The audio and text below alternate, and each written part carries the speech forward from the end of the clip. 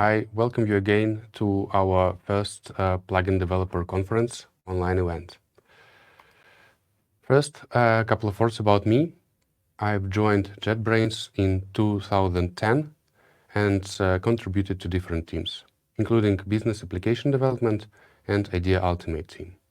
I've joined Marketplace team in 2016 in its early stages, and I took part in major transformations, including rewriting from Groovy to Kotlin and introduction of paid plugins support. Today, I would like to talk with you about Marketplace as a part of JetBrains ecosystem. Then I'll share the current state of Marketplace, and in the end, I'll talk about our recent updates and some of our future plans.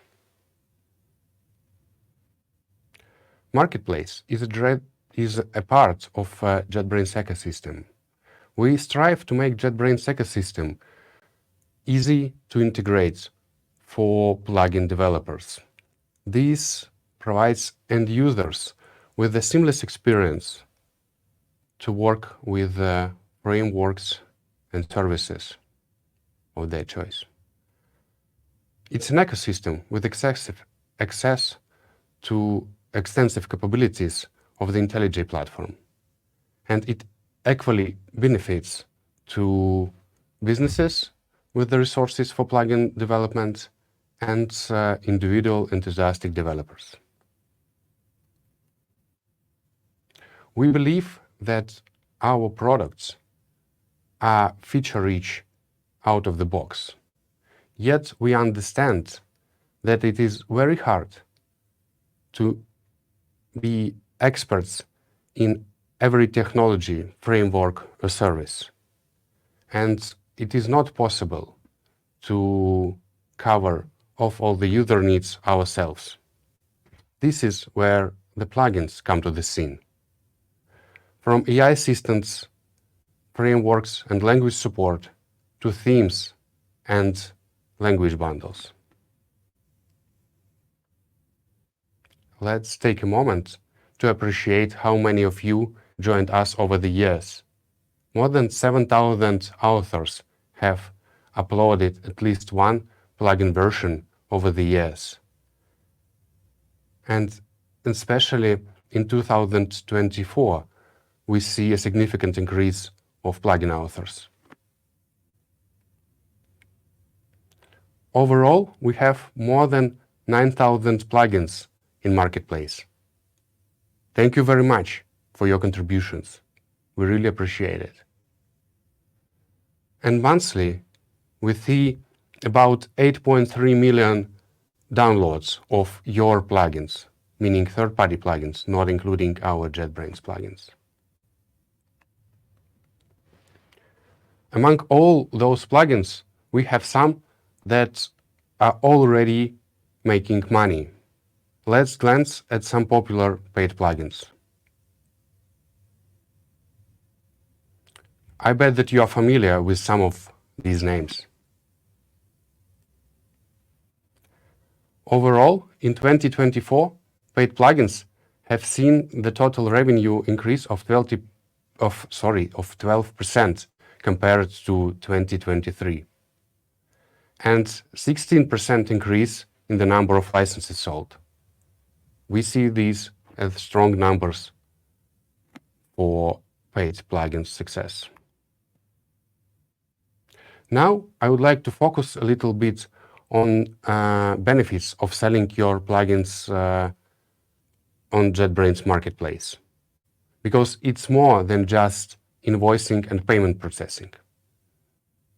First, procurement. We all, in simple words, it's easier for your end users to get purchase approved when the vendor is already known. And in this case, the vendor is JetBrains. Second, License Vault. License Vault allows our corporate users in their closed environments to manage their licenses. And it also solves the problem of plugin license checks without internet access. Finally, you get access to the network of JetBrains resellers, which speaks for itself. Now, let's see what happened in Marketplace recently. Staying on the topic of paid plugins,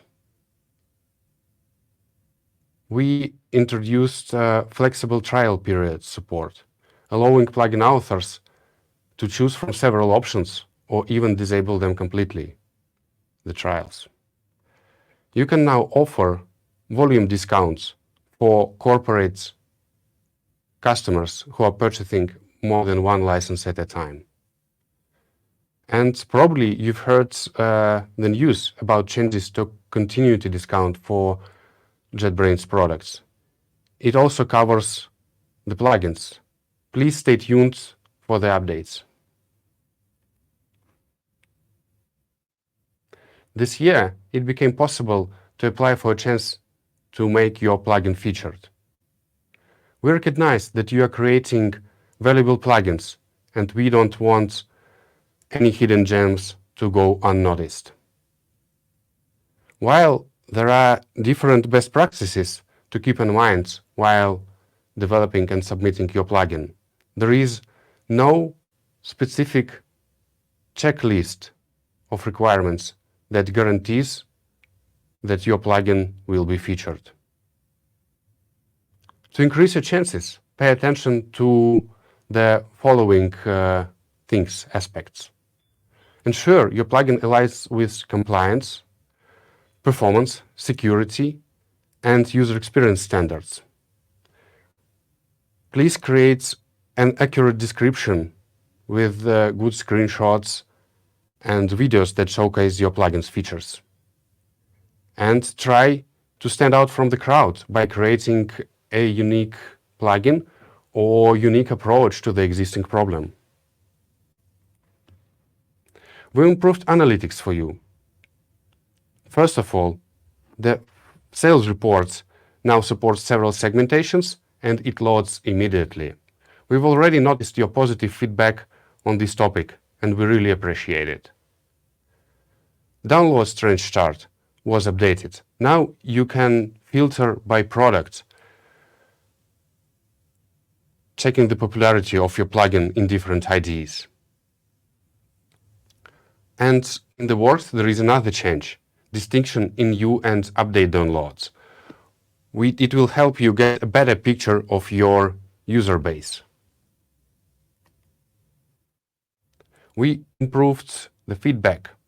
For users writing their reviews from the IDE, they have an option to share their plugin and IDE version with you.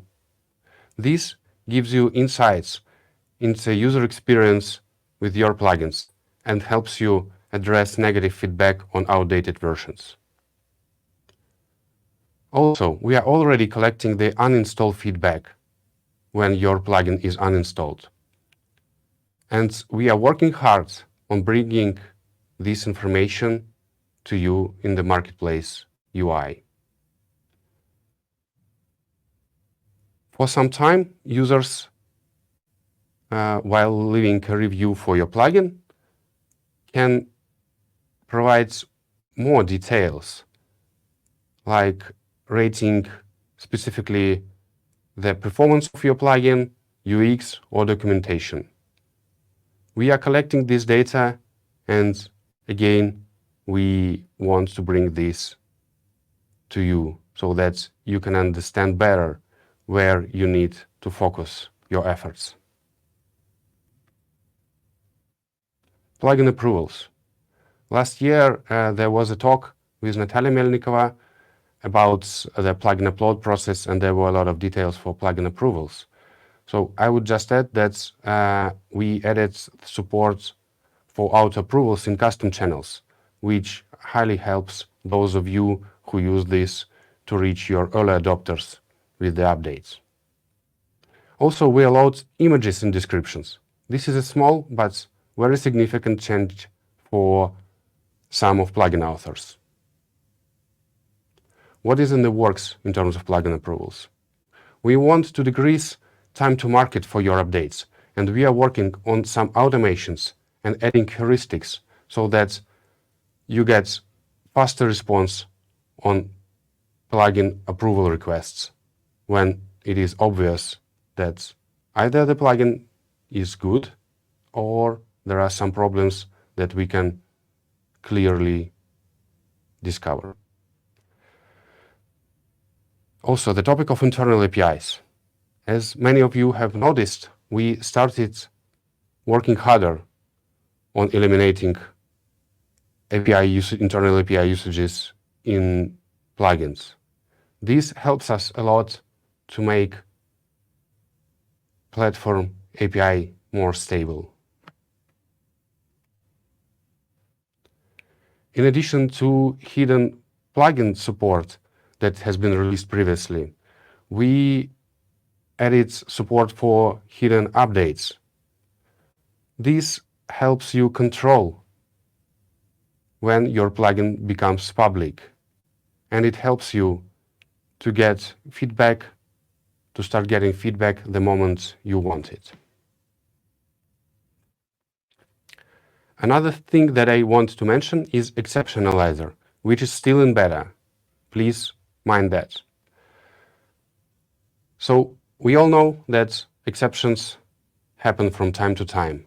And previously you needed to create a custom error handler.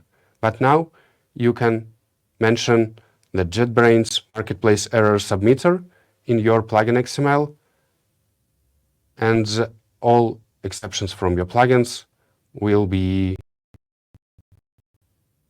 submitted to Marketplace Exception Analyzer.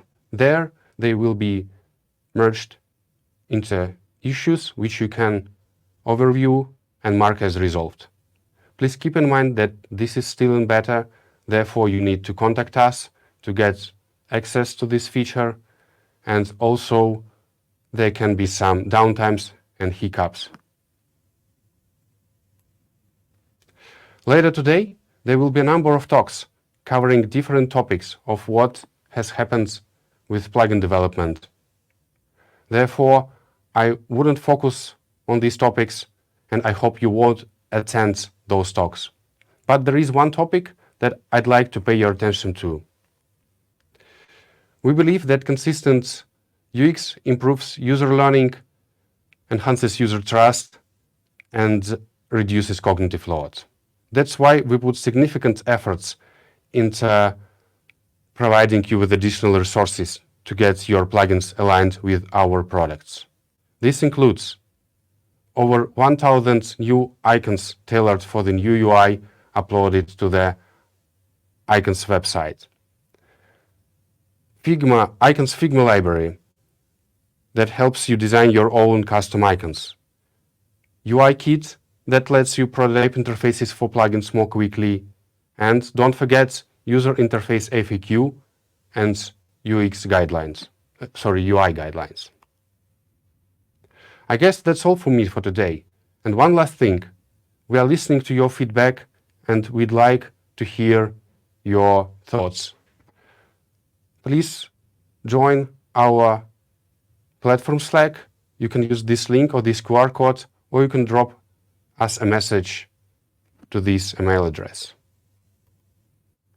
If you have any questions, you can ask them later in Q&A session. Thank you much for your attention. And now, please welcome Jakub with his talk on IntelliJ Platform Gradle Plugin. Hello. Thank you, Ivan. Yeah. For the next 15 minutes, I will talk a bit about why IntelliJ Platform Gradle Plugin 2.0 and 2.x, and yeah, because we are not 2.0 anymore. So let's begin.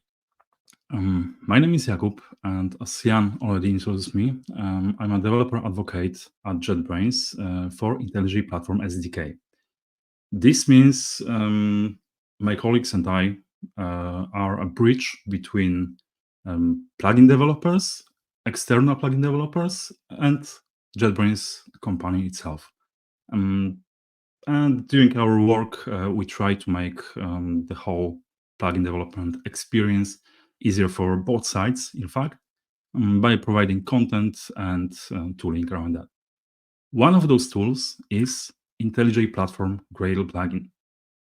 But before we'll dive into the plugin itself, let's explain maybe once again the IntelliJ Platform term as it is.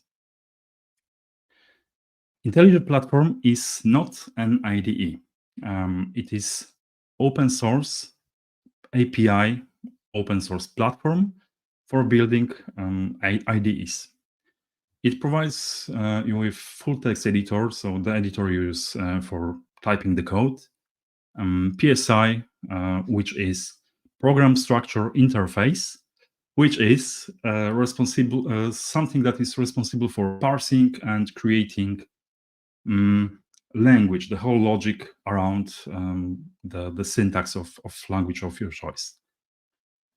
And yet, syntax highlighting, debugging tools, code completion, well, quick fixes, everything that you see in the IDE comes from the IntelliJ platform.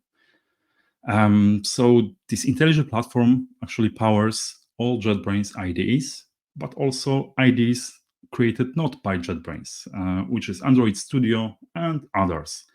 There are companies that even create their own in-house IDEs on the top of IntelliJ platform to solve their workflows and in general help with their work.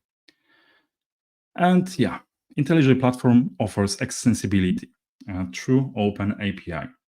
On the right side of the slide, you can see some imports, which actually say a lot because you can import classes responsible for creating actions, documents, editor, project, model, services, PSI files, notifications, UI stuff, everything. And this everything is helpful to extend the functionality of IDE. And all the extensions are actually written on the top of IntelliJ platform and together create IDE itself, which are IntelliJ IDEA Community Edition and Ultimate, because those are currently different IDEs. PyCharm, Rider, WebStorm, PHPStorm, Android Studio, etc., etc. Each of IDE has its own type, so-called key. So for PyCharm, it's PC, PHPStorm, PS, and so and so. So we have IntelliJ platform and types of those platforms. I said IntelliJ platform is not an IDE, but together with extension, well, it creates some platform that you target when creating plugins. And IntelliJ platform also has a version. Version is, well, we have a JetBrains release cycle of our IDEs, which means in the current year, we had the first release. So it was obviously 2024.1. And within this major release, we have some patches applied, well, with some fixes most likely. So currently, the latest one from 2024.1 is 0.7. But this is a marketing version you can use still for building plugins, which is also associated with build number. Build number is something we use internally. Well, as we build stuff, it gets some number to have some identifier, and those are matched together. As you can see, it's bolded 2 for 1 from build number, the first part, major part, and it's reflected in marketing version as well. Later, we had 2024.2, again, some patch releases, and we're heading the 2024.3, which doesn't have public release yet, so it doesn't have marketing version yet. So if you want to target this EAP, so early access preview version or later release candidate, you'll have to operate with build number, which is a full build number, or some, let's say, keyword like 243 dash EAP snapshot, or even latest EAP snapshot, which will target always the latest build we have available publicly. So yeah, IntelliJ Platform SDK with some IDE like IntelliJ IDEA on the top, and Kotlin language, which we prefer, but you can still use Java for development, that's fine. And Marketplace, which provides you with external plugins that you can also use for developing your plugins, so you can use them as a dependency. And Gradle. Well, I've already seen a question, why not Maven? Well, because it's that complicated that the plain Maven couldn't handle that. Well, this also includes extracting content, playing with, well, different mechanisms. That's, believe me, Maven can do that easily. So yeah, we have a lot of pieces, but how to manage that? How to connect them with one thing that will let you easily create plugins? Well, with proper tooling. For years, we had Gradle IntelliJ plugin with this blue elephant. Currently, it's in 1.17.4, as I remember, and we don't maintain that anymore. It's kind of frozen right now. But it is still supposed to pre-configure your project, Gradle-based project, extend the class path for plugin development. So yeah, in short words, it brings IntelliJ Platform and all plugins you use to your class path, to your IDE, so you can develop the plugin. Then it allows you to test the plugin you create in various ways. So unit tests, obviously, but also UI tests, performance tests, and manual tests, which is local ID run. You most likely know, for sure you know the run ID task. Well, this is a test task, manual tests. Yeah, and Gradle IntelliJ plugin also simplifies publishing the plugin to JetBrains Marketplace, which also involves signing this plugin, verifying if the plugin is compatible with the other versions of the IDE, some future versions. So you know this plugin verifier also from Marketplace website. And yeah, this project was settled in 2015 using Groovy language. Whenever I like or not Groovy, I don't. In 2021, I made a decision of rewriting this plugin from Groovy code to Kotlin. And that was a good call because just by static typing, we managed to fix a lot of bugs, which just increased the stability of the Gradle plugin. But in 2020, Gradle started introducing the configuration cache mechanism, which in Gradle builds affects in faster builds. But the Gradle IntelliJ plugin wasn't ready for that these days. Well, I tried to adjust that, but eventually it ended up with some hacks, workarounds, and we eventually faced the point when no further improvement was able to do. Well, we couldn't move further because of kind of incorrect architecture. Well, it was correct for years, but then Groovy was still evolving, so we had to also adjust to their state. This is why we've created the IntelliJ Platform Gradle Plugin, which is also Gradle IntelliJ plugin, but with new name. Why new name? Because many folks, externally, internally, were misled, but because we also have a Gradle plugin in the IDE to support Gradle build system. So some folks thought Gradle IntelliJ plugin is this plugin in IDE, not plugin for Gradle build system. Therefore, we changed the name. We also changed the ID to org JetBrains IntelliJ Platform, and basically everything underneath.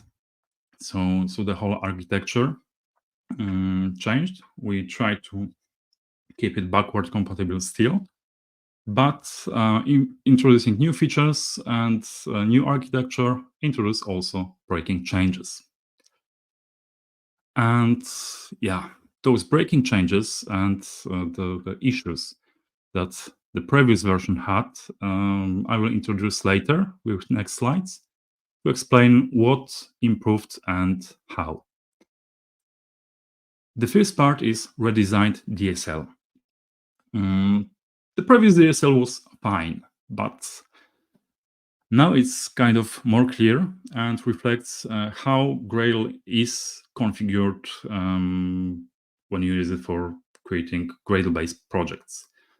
So now I believe it is visible. Okay. The first part is applying the Gradle IntelliJ Platform Gradle Plugin. I'm still having this problem. To your project in plugin section. So yeah, we have new ID. Later, which is something new, we have to declare recommended IntelliJ Platform repositories. I will go to this topic in a moment, but yeah, inside repositories block, we have yet another sub block called IntelliJ Platform, which is created to keep things clean, to clearly indicate that this belongs to our plugin. Same apply to dependencies block. Now, also IntelliJ Platform, the platform you target is supposed to be declared in dependencies in IntelliJ Platform sub-block. So yeah, it's clear. And we changed the IntelliJ extension to IntelliJ Platform because yeah, we use IntelliJ Platform now everywhere. Where you can, but you don't have to, configure your projects to some extra degree. Yeah, and it's must have whenever you want to target IntelliJ Platform in 2024.2 version, but you can use it still when targeting earlier IntelliJ Platform versions. So it supports IntelliJ Platform since 2022.3. So yeah, it's a must-have nowadays. Next, as I said, IntelliJ Platform is now a regular Gradle dependency.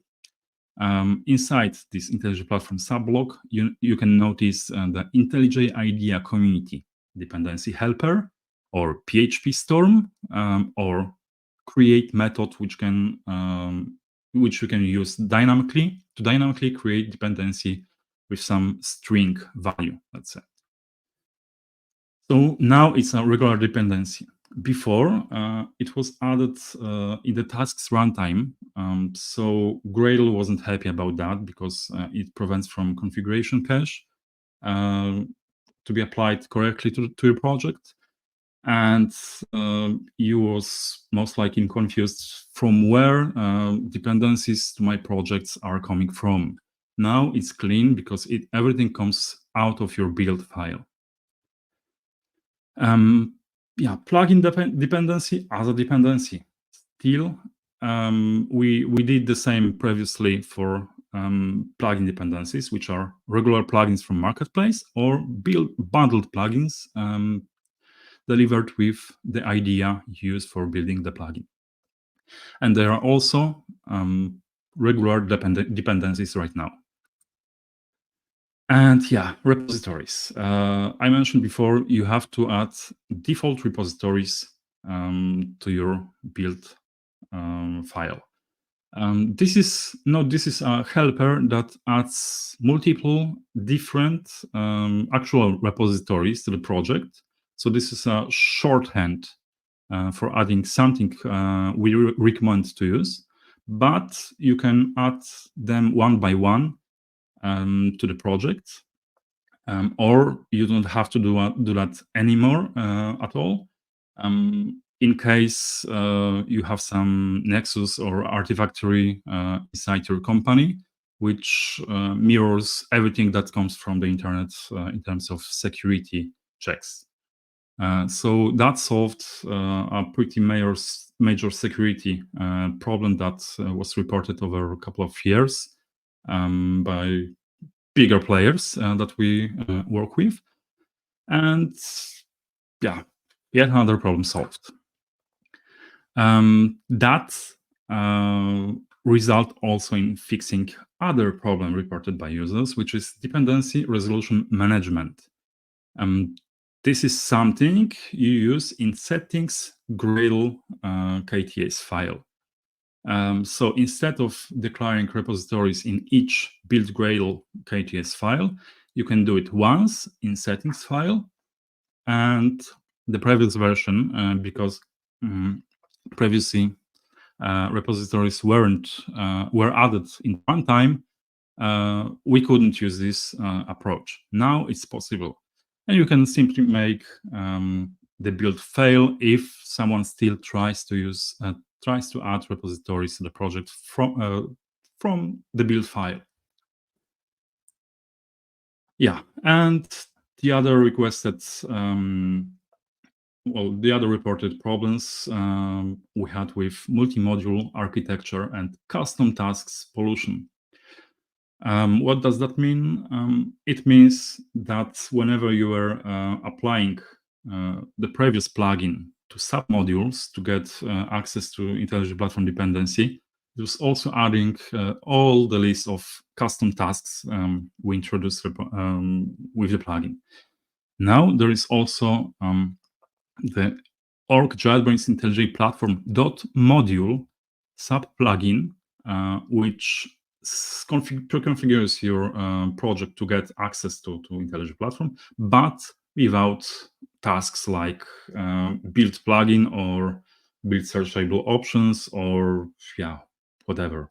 Well, many of them right now are not added in terms of performance and having a clean project. And this is yet another problem that we solved, feature that we could finally introduce, which is creating a custom run ID and test ID tasks that use different IntelliJ platform for running tests or running ID locally for manual testing. So now note the IntelliJ Platform testing extension, and this is something separated. It allows you to create run ID, test ID, and some other tasks as well, which you can pre-configure to set different type, like PHP Storm. So now you can run ID, which uses the base platform target, but also run PHP Storm task to use that other ID. I've mentioned there also the use installer false. This is really important because by default we use installers, so user-facing installers that users can download to their local environments. But we also, and by default, this is installer, which has JetBrains runtime bundled, but you can opt out from that to don't use installer, which allows you allows you to use images from our IntelliJ Maven repository, some multi-OS. Well, read about that in our documentation. And as you can run PHP Storm, you can also run plugins with run ID or test ID with custom plugins applied. So to imitate user configurations and how they behave with optional plugins applied. Yeah, and yeah, I'm running out of time. Documentation. This is something that you should read. We have QR code here and short URL. I'm sure someone will post those URLs also to chat. Read it. It's worth it.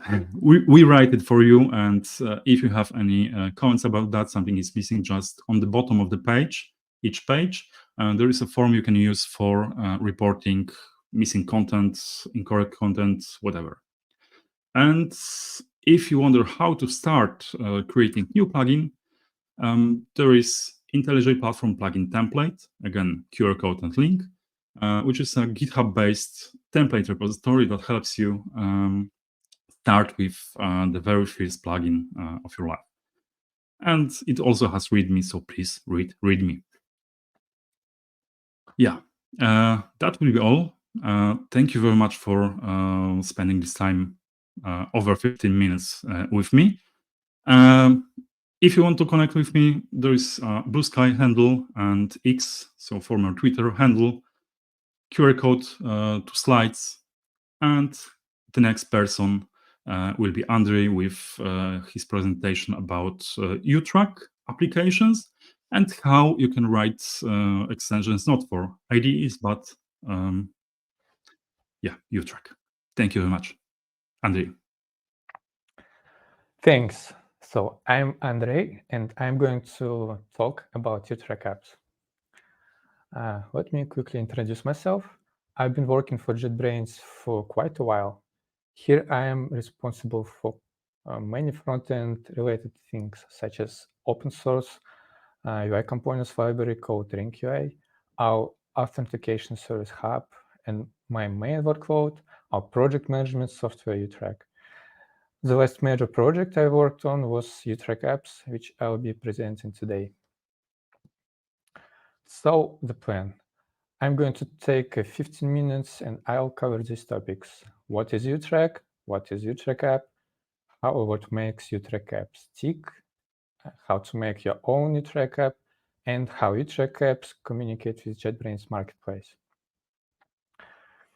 You might ask what this YouTrack thing is, so let me quickly introduce it. YouTrack is a cloud or on-premise project management and issue tracking tool. It's very flexible, configurable, and customizable. It has deep integration capabilities, and it can be used by teams of under 10 users for free. It's a very cool project and also a great project for me to work on. We receive tons of user requests, and we often see that every company has something unique that doesn't make much sense for other users. At that point of customization, it makes more sense to give power to the people, power to customer to cover cases that we just can't. So what is YouTrack app? Before diving into technical details, I'd like to show you a 1-minute video that will give you an overview of YouTrack apps. Let's take a look. YouTrack lets you create and use apps. Apps add even more flexibility to adapt YouTrack to every team and team member. Use apps to extend the functionality of YouTrack by adding new features, tools, and integrations that aren't available out of the box. Or even fill YouTrack with cat photos if you like.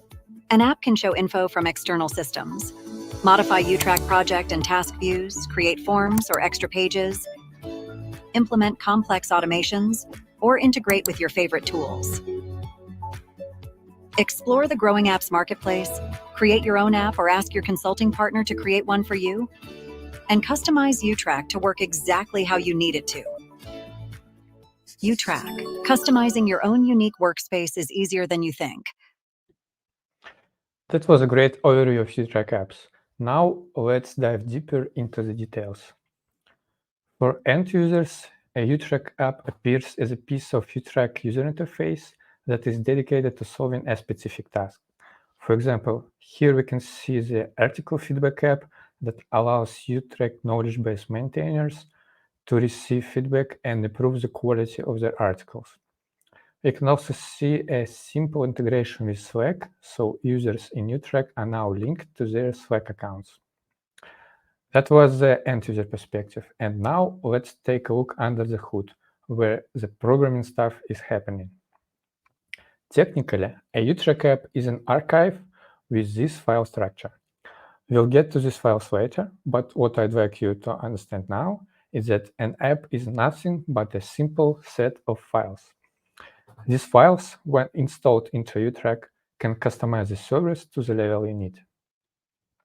These UI pieces can be injected into many spots, such as dashboard, markdown content, custom fields panel, and can even add a dedicated full-screen page to YouTrack. HTTP handlers allow apps to be accessible by UI widgets themselves and can act as a custom webhooks for integrations with third-party systems. There are also such things as workflow rules, which can be triggered by described events and can automate daily operations in YouTrack. And of course, all these pieces are provided with an API to securely access the data stored in YouTrack. Next, I would like to dive deep into apps internals. Here, we can see an overall simplified scheme of YouTrack. We surely have a web application on the front end that communicates with the server via REST API. And there is, in the backend, all the business logic happens, which ends up storing data in entities in the database. Here apps come and things got a bit more complicated. Let's start with the front end. A sandbox appears here, where the app's widget UI is run. Technically, this is an iframe with a sandbox flag, which isolates code inside from the host. And we provide the sandbox with a limited set of APIs to communicate with the rest of the front end and with the backend. Now let's take a look at the backend. The sandbox also appears here, and it is a GraalVM engine that allows execution of JavaScript code in an isolated environment. This sandbox drives workflow rules and HTTP handlers, and they are provided with an API to access to the database. An app can have its own global storage in the database and can also attach data to existing entities, such as issue or article, in order to extend functionality around these entities. Of course, sandboxed code can also make HTTP requests to third-party services and many more things. Let's get back to the app folder structure. By providing these files, you can set a recognizable logo for your app.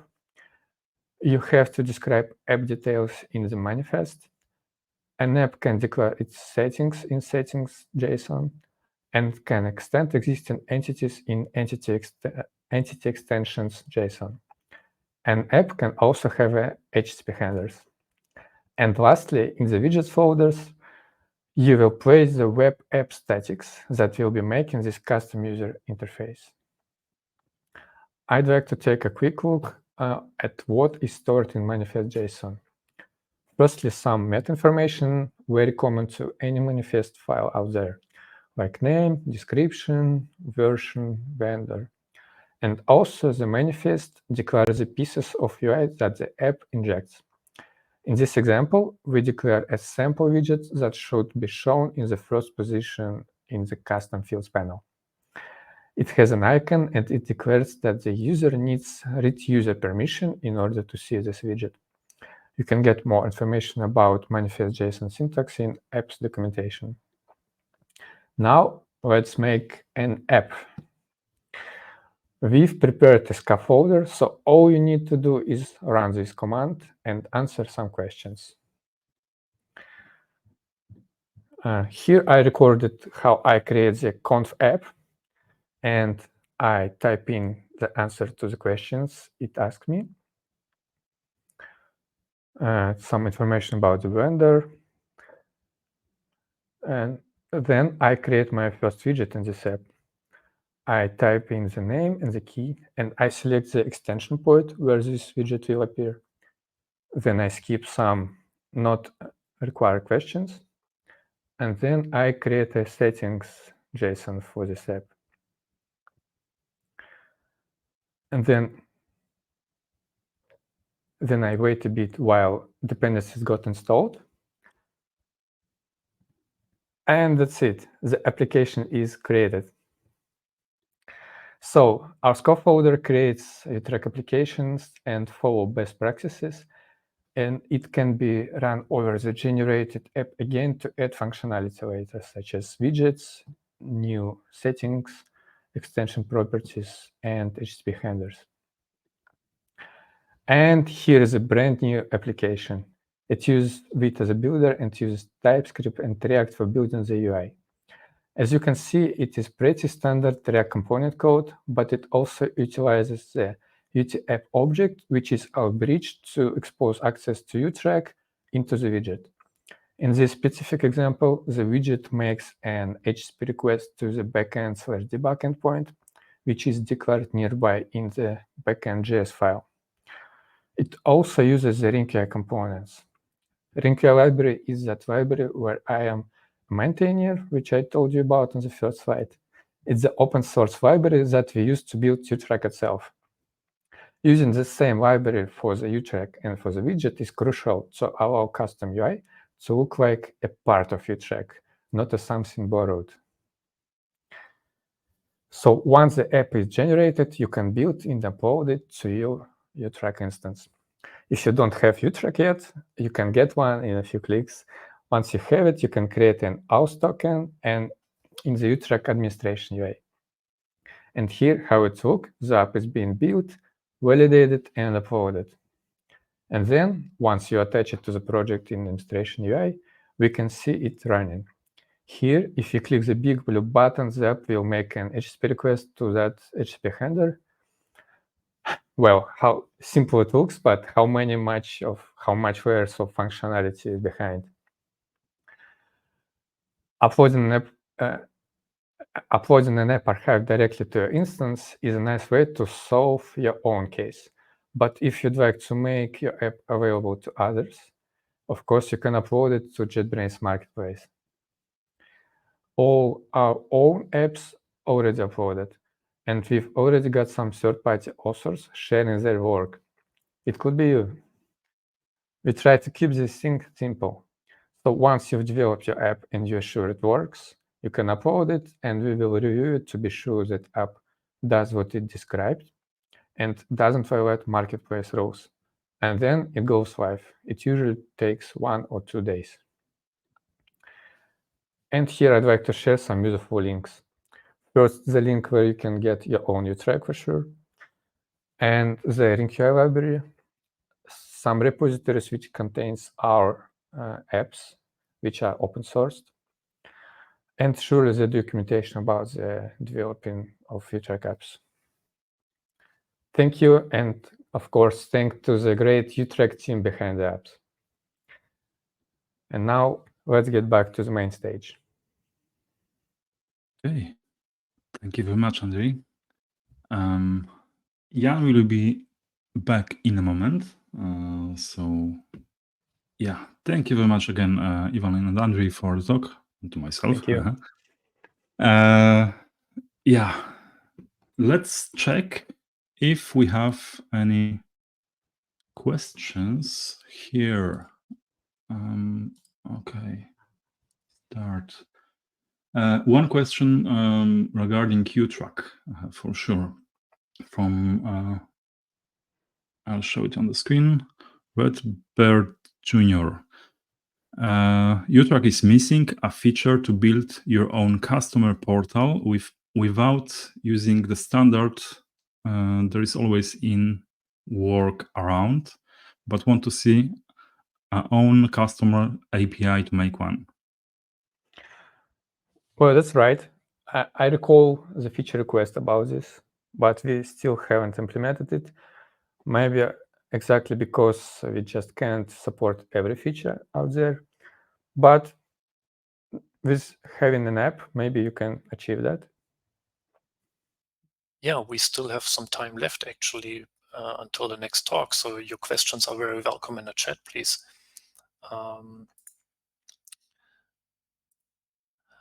Otherwise, I have one question for Ivan about the marketplace. What do you think was the biggest feature that your team did during this year for plugin developers, from your personal point of view, and why? I will share the details. It was the sales report feature.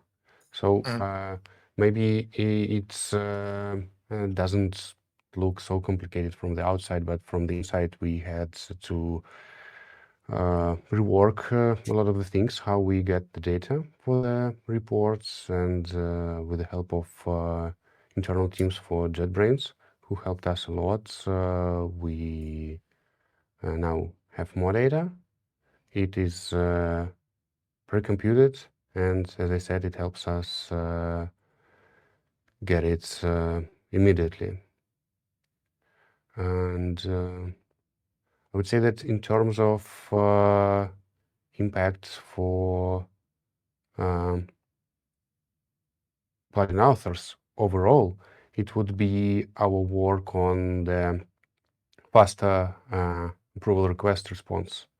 As I said, so those automations here and there and some heuristics that help us answer quicker, and for plugin authors get a shorter feedback loop.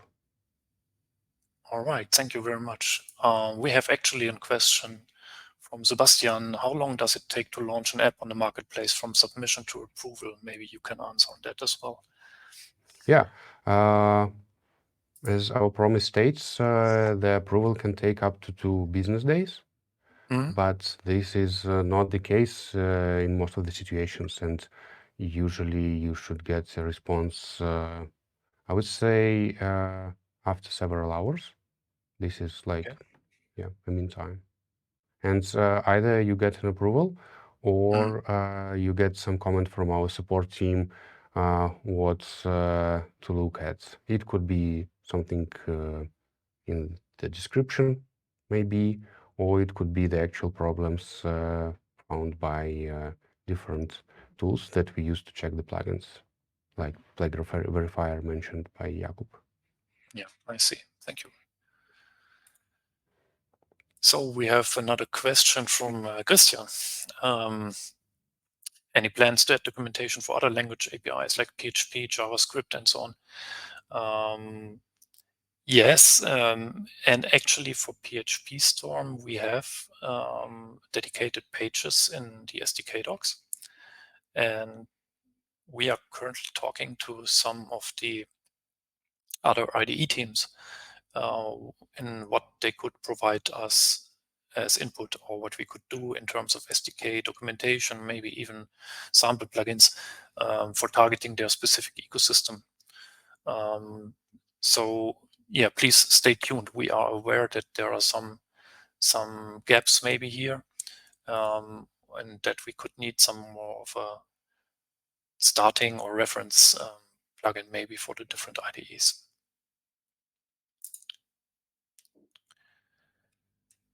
One more question for Ivan, I guess. I find that the data for analytics tab is 4 months is off by 1. Apparently it's a known issue.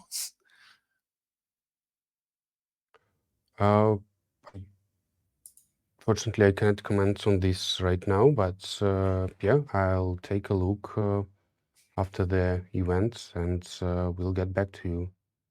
Okay, well, thank you.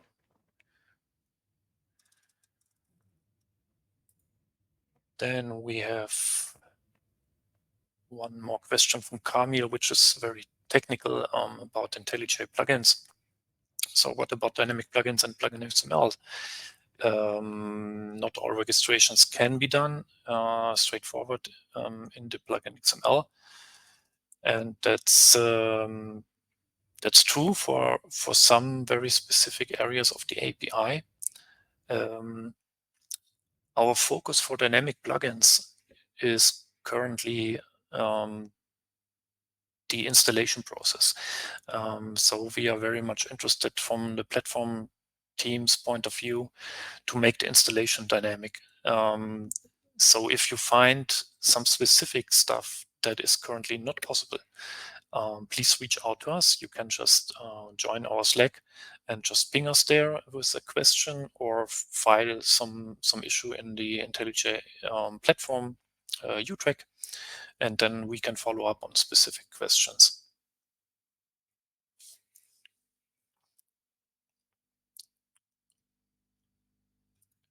One more question for Ivan. Are there any parts of the marketplace that are open source, or are there any plans for that? I would say that yes, the plugin verifier, okay, it's not the direct part of the marketplace, but it's used very heavily. And one of the parts of the plugin verifier are the structure libraries that we use to parse the plugins. Another thing that is open source is zip signer, the marketplace zip signer that we use for adding signature to plugins uploaded to marketplace, and yeah, that's open source. And some of the vendors they are reusing this library for their internal plugin signing. Yes, yeah. Otherwise, yeah, please ask your questions and yeah, create issues in YouTrack, and we'll review it, and we will think about what. So I just maybe cannot like imagine what other parts of marketplace could be open sourced. I mean, like of interest for the public. Yeah, I mean, for the actual plugin development, actually, I think that, I hope I don't lie, but I think that all of the tooling is open source. Like the plugin dev kit is open source, plugin verifier, as you mentioned, the Gradle plugins that Jakub is working on, of course, the grammar kit plugin, and some other related smaller tools. So I think our ecosystem for the actual development stage is very much open source indeed. Yeah. Yes, thank you very much, Jan, to mentioning the ecosystem. I was just focused on marketplace. Yeah. And that was the question. I was just expanding the question a bit to the earlier stages. Yeah. And if I may repeat that, pretty every tool to make YouTrack app is also open source, like UI library, the scaffolder, the tool to verify and upload your app, and everything around it. Yeah. Yes. Yeah. Okay. Thanks for adding that as well. We have a question about paid dynamic plugins. Yes, it is a known limitation of the current platform that paid plugins can by design not be installed dynamically. But Little Bird told me that we are actually working on this right now. So hopefully there will be updates in the future to support that as well.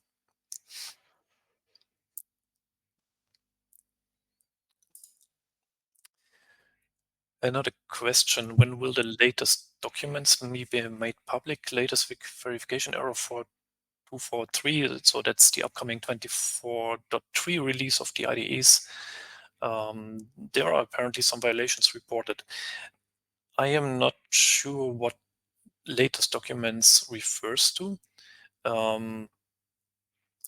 If you have any questions about plugin verifier results, you're very much welcome to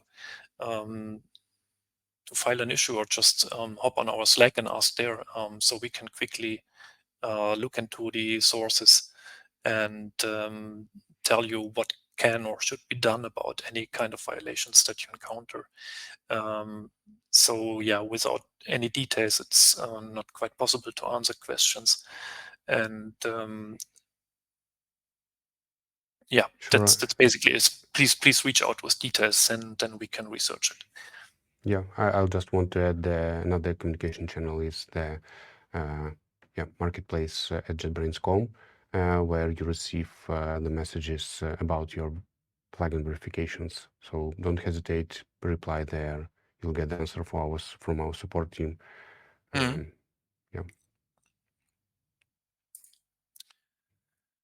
So a question about fleet plugins. Any compatible things with the JB platform plugins? This is a bit a difficult question to answer at this moment, because as far as I know, but I'm not really involved with Fleet or the plugin stuff that they do yet. Currently, you can provide themes and key map plugins for Fleet, as far as I know.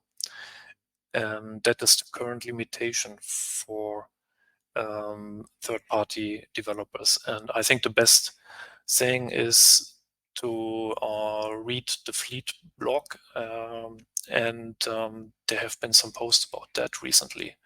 So maybe the best would be to follow up there with your questions on what their exact plans are for some plugin API for third-party vendors. I know that they have some plans, but I cannot tell you any details at the moment.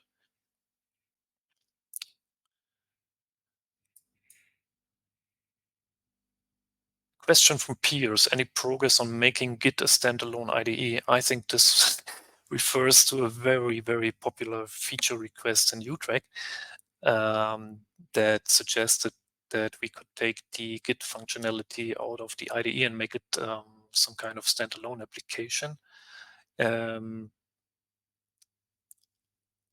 I know that we are researching this question actively, but we cannot provide any public answers yet.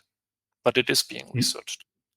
In fact, we also had a similar question regarding the terminal, the new terminal, Yes. which is also pretty cool. Still, we have to wait for the research. Sorry. So yes, we are looking into that and making some evaluations if and how that could be done, basically.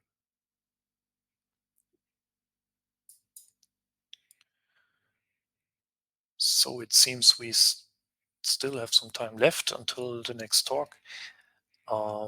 Please keep your questions coming.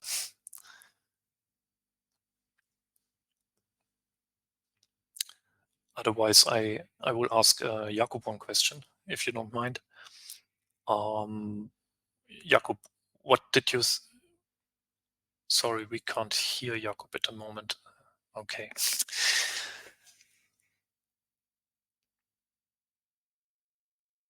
Yeah, that's a bit a pity if we have some technical issues with Jakub, unfortunately.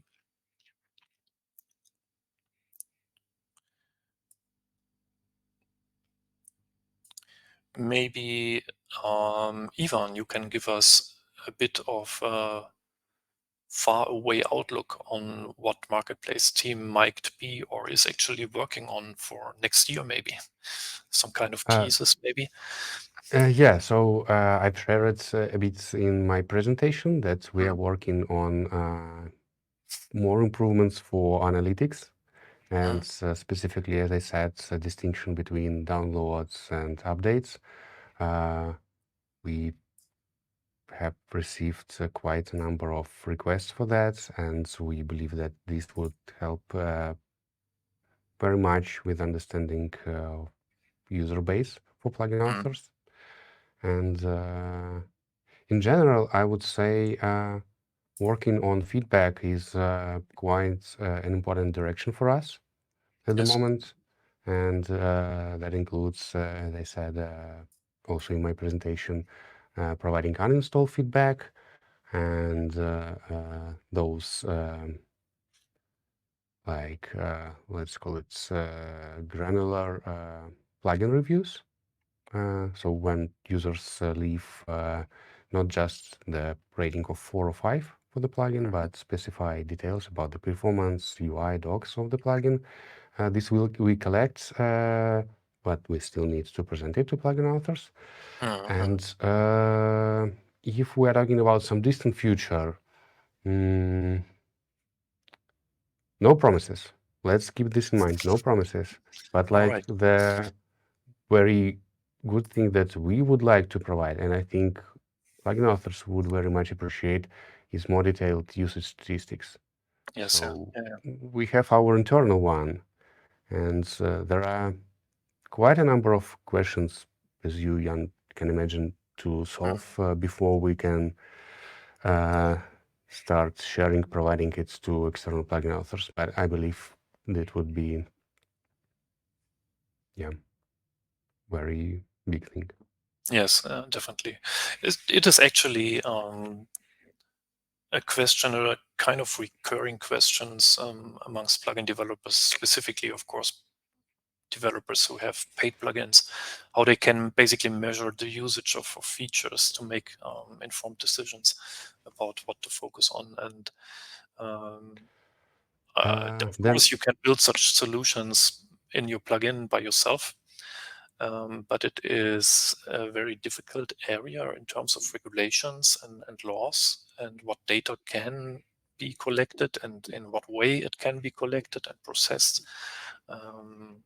So that's, I think that would be a really big win if JetBrains can offer some kind of proven and or approved solution that anyone can just use as is, basically. Yeah, definitely. Then another small teaser would be that we want to provide more information about the unique downloads in our UI, and I think this could be quite a good estimation, like like the first abroad estimation to the number of active users of your plugins. The unique downloads for longer periods of time. Yes, yeah, I see. So not a question, but a comment from Adele. Thank you very much for sharing this positive feedback. I know that it means a lot to the marketplace team, and they are really working very hard on these things. I can thank you so much. It's very this. nice to hear this. Yeah.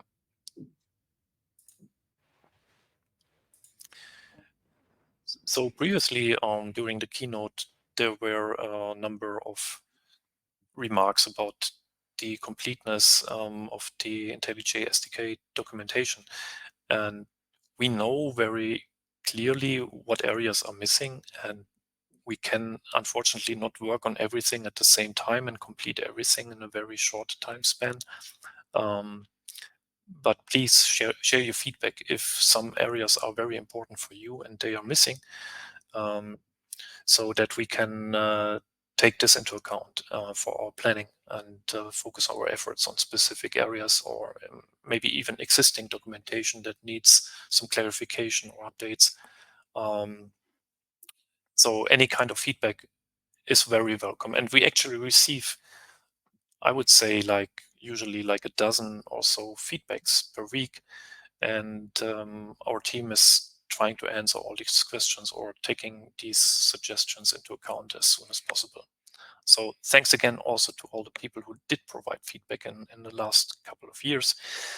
This helped really to shape how the SDK docs evolve and what we should do in general for plugin developers. All right. Jakub. 1, 2, 3, 1, 2, 3. Can you hear me? Yes, he's back. He's back. Thank you very much. No, I didn't plan that. No worries, Jan. No. Yeah, we will see. Hopefully it will be more stable for the rest of the day. We have one remark about the future of Fleet. I think it's important to understand that Fleet is still in early access, and it is not a finished product at this moment. So I can only suggest, to track what they are doing, follow their blog and their x.com account. How do you say this now? Former Twitter. Former Twitter account. I know that they are very eager to provide an ecosystem for plugin developers in the future, and they are working on this. And as I mentioned earlier, you already can do some kinds of plugins for Fleet. So any news will be coming from the team, hopefully in the nearest future.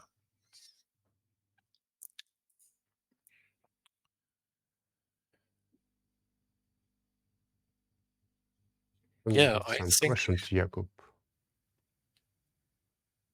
yes, I had one question for Jakub earlier that I couldn't ask him. So, Jakub, what was your personal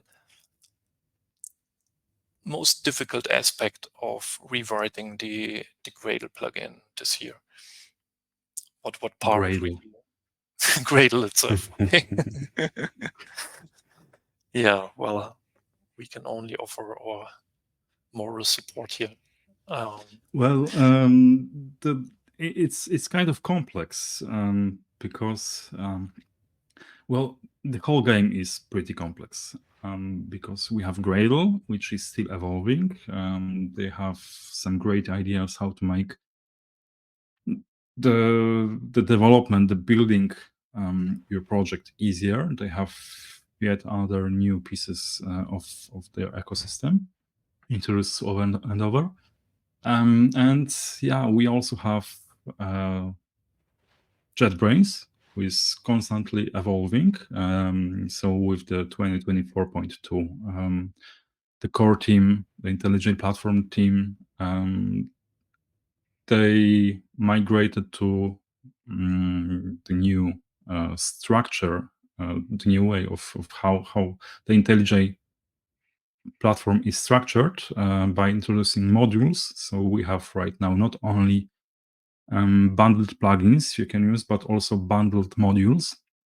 In general, you shouldn't take care of them at all because bundled modules come as transitive dependencies with bundled plugins anyway. But that was yet other thing on the list to cover. That's why we couldn't do it in the 1.x version because of this change. Yeah. And yeah, we have still to add here Kotlin and everything, so